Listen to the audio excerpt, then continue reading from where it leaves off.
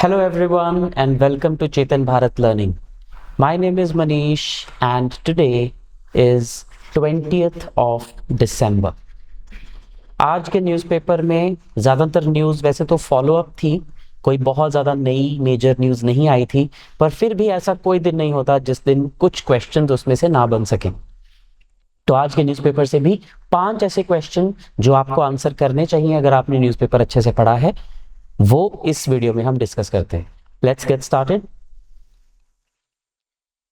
So this question is about the front page news Places of Worship Special Provisions Act 1991, जो आजकल कृष्ण जन्मभूमि के ऊपर controversy चल रही है। तो इनमें से कौन सी स्टेटमेंट्स करेक्ट हैं?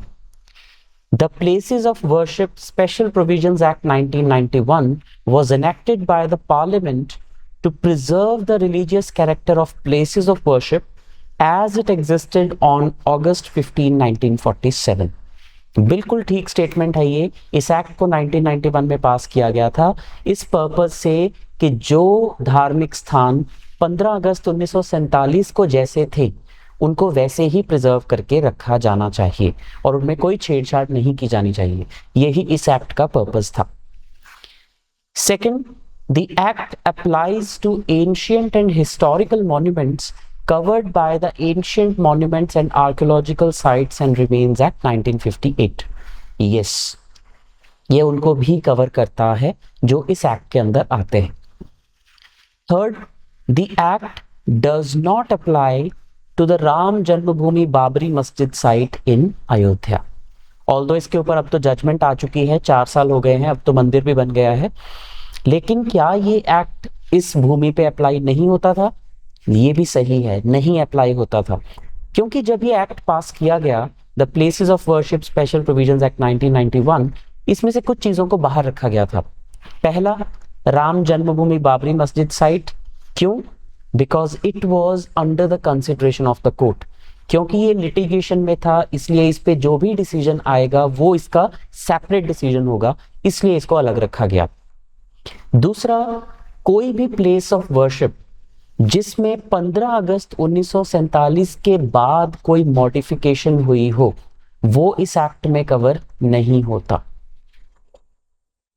सो let us say if there was a religious place called A as on 15th August 1947, it has been changed to B in let's say 1950, so that is not covered under this act.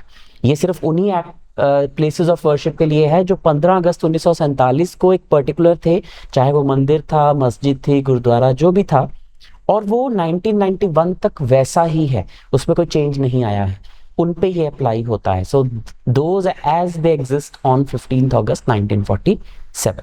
तीनों statements correct हैं, all 3 statements are correct.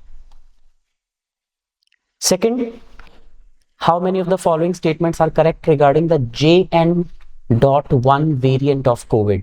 इसके ऊपर आजकल news चल रही है, कुछ countries में इसमें सर्ज आया हुआ है, तो हमें करेक्ट स्टेटमेंट्स बतानी है।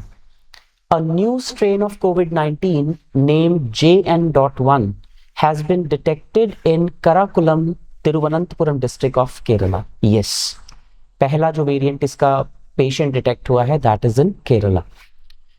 This variant, a descendant of Pirola, has now been identified in US, China and India. ये भी करेक्ट है, और भी बहुत सारी कंट्रीज में आइडेंटिफाई हो चुका है, जैसे कि Singapore is a typical example. Singapore में 50,000 प्लस केसेस इसके अब तक आ चुके हैं, राइट? तो ये एक पिरोला वेरिएंट का डिसेंडेंट है, ये भी ठीक है। बेसिकली जो ये नए नए वेरिएंट्स आते हैं ये म्यूटेशन की वजह से आते हैं। म्यूटेशन की वजह से ये वायरस अपनी फॉर्म थोड़ी सी चेंज कर लेता है और एक नए तरीके से टारगेट करता है, जिसपे कि उससे पहले जो भी कोई इम्यूनिटी डेवलप हुई होती है बॉडी में वो काम नहीं कर पाती। Third, it shares similarities with previous Omicron strains in terms of high transmissibility and mild symptoms. जो ओमिक्रॉन वेरिएंट आया था, इंडिया में भी आया था, उसके भी ये फीचर्स थे, वो बहुत ज़्यादा ट्रांसमिट होता था लेकिन सिम्टम्स बहुत माइल्ड थे।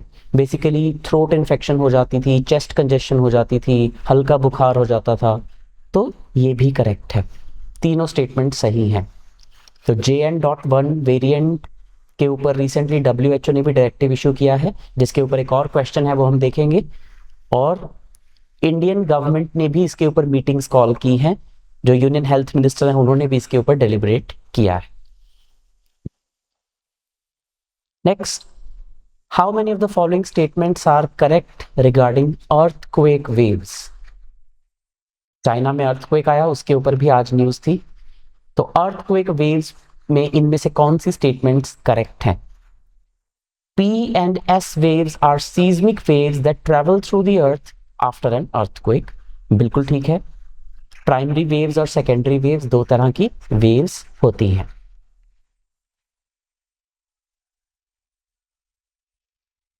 सेकेंड स्टेटमेंट, P waves और primary waves are the first to arrive and travel faster than S waves. Yes, primary waves पहले आती हैं, इसीलिए इनका नाम प्राइमरी वेव्स है, और सेकेंडरी वेव्स उसके बाद में आती हैं, इसीलिए उनका नाम सेकेंडरी वेव्स है। सेकेंडरी वेव्स अराइव सेकेंड, लेकिन हर स्टेटमेंट में दो दो फैक्ट्स हैं। पहला तो हुआ कि वो पहले आती हैं, और दूसरा travel faster than S waves, ये भी करेक्ट है।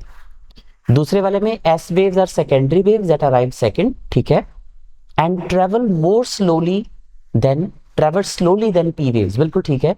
60 to 70% स्पीड होती है इनकी as compared to the primary waves, correct. तो तीनों स्टेटमेंट्स करेक्ट हैं। जो प्राइमरी वेव्स होती हैं ये टू एंड फ्रो मूवमेंट वाली वेव्स होती हैं, और जो सेकेंडरी वेव्स होती हैं ये लेफ्ट एंड राइट मूवमेंट वाली वेव्स होती हैं। और जो प्राइमरी वेव्स होती हैं ये सॉलिड, लिक्विड सब तरह से क्रॉस कर जाती हैं, लेकिन जो सेकेंडरी वेव्स हैं ये सिर्फ सॉलिड से क्रॉस कर सकती हैं, राइट। सॉलिड, लिक्विड, गैस तीनों से क्रॉस कर जाती है प्राइमरी वेव्स, और सेकेंडरी वेव्स सॉलिड से क्रॉस करती हैं, और जो सारी डिस्ट्रक्शन है वो सेकेंडरी वेव्स कॉज करती हैं, राइट। तो all the three statements are correct. How many of the following statements are correct regarding World Health Organization in news because of the JN.1 variant of COVID? The World Health Organization is a United Nations organization that was founded in 1948. ये United Nations के under आने वाली एक agency है, बिल्कुल correct है, और ये 1948 में ही शुरू हुई थी।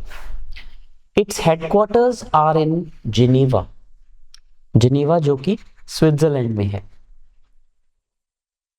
ये भी करेक्ट स्टेटमेंट है। इनफैक्ट बहुत सारी ऐसी इंटरनेशनल ऑर्गेनाइजेशंस हैं जिनके हेडक्वार्टर्स जिनेवा में है।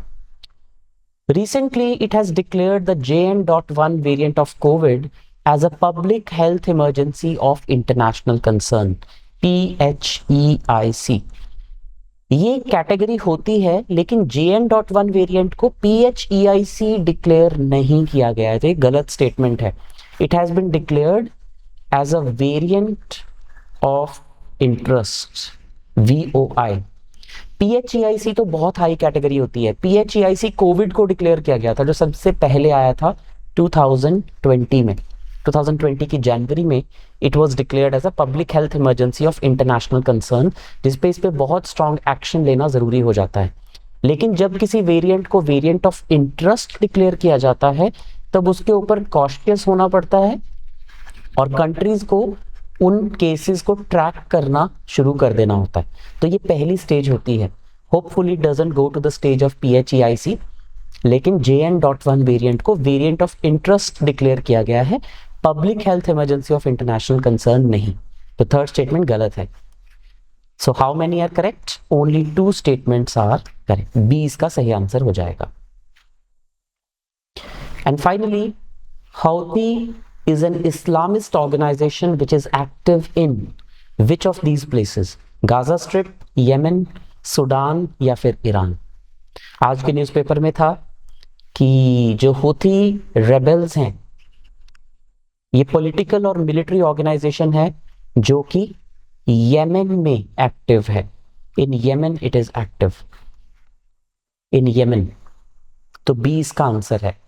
ये न्यूज़ में इसलिए है क्योंकि अगर हम वर्ल्ड मैप को देखें, late us say this is India, है ना, या थोड़ा सा अगर इसका प्रॉपर मैप बना लिया जाए, let us say this is India, right, western coast. तो यहां पे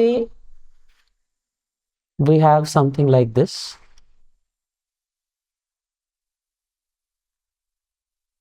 राइट। तो यहां पे है यमन, दिस इज यमन। तो ये जो स्ट्रेट है, दिस इज स्ट्रेट ऑफ बाब अल मंदेब। तो यहां से जो ऊपर रास्ता जा रहा है, नाउ दिस इज रेड सी, और रेड सी से आगे जाके हमें पता है यहां पर है स्वेज कैनाल, जो कि रेड सी और यहां पे मेडिटेरेनियन है उसको कनेक्ट करती है, और आगे पूरा यूरोप में और सारा जो ट्रेड है यहां से होकर जाता है। अब यमन के ये जो रेबल्स हैं, इन्होंने बाब अल मंदेब के पास बहुत सारी रॉबरीज, पायरेसी वगैरह शुरू कर दी है, because they are protesting against Israel and its role in the humanitarian crisis in Gaza strip. ये जो हूथी रेबल्स हैं, they are a Shia militant organization, Shia Islamist हैं, शिया मिलिटेंट ऑर्गेनाइजेशन है। तो इन्होंने एंटी इजराइल अपना stance दिखाने के लिए रेड सी वाला जो रूट है वो ब्लॉक करना शुरू कर दिया। अब अगर रेड सी वाला रूट ब्लॉक होगा तो शिप्स को, लेट अस से अगर यहाँ पे ये अफ्रीका है, तो शिप्स को पूरा अफ्रीका के नीचे से घूमकर जाना पड़ेगा, केप ऑफ गुड होप के नीचे से पूरा घूमकर जाना पड़ेगा। So that will increase the freight rates internationally 25 to 30%, in fact even more. So let us say किसी शिपमेंट ने इंडिया से अगर स्पेन जाना हो, तो बड़ा सीधा सा रास्ता था पहले कि वो इंडिया से शुरू होगी और यहाँ रेड सी से होकर स्वेज कैनाल से सीधा मेडिटेरेनियन में चली जाएगी, लेकिन अब उसे पूरा अफ्रीका के नीचे से घूमकर जाना पड़ेगा, which will increase the freight cost significantly, और पूरी दुनिया के 30 से 40% ट्रेड पे इसका डायरेक्ट असर पड़ेगा। एक तरह से जो बाब अल मंदेब है, this is like the gateway to Suez canal, तो इसको ब्लॉक करना इन्होंने शुरू कर दिया है। So Houthi rebels are active in Yemen and they have started interrupting the और started disrupting the trade route via Suez canal in its protest against Israel and its role in the Gaza humanitarian crisis. तो इस वजह से ये news में आ गया है। तो Houthi rebels are in Yemen. That is all for today. ये कुछ इंपॉर्टेंट चीजें थी जो आज के न्यूज़पेपर में थी और जिनके बारे में आपको पता होना चाहिए। अगर आपको कोई भी डाउट हो तो आप अपना जो डाउट है वो कमेंट में मेंशन कर सकते हैं। That is all. Thank you so much and take care.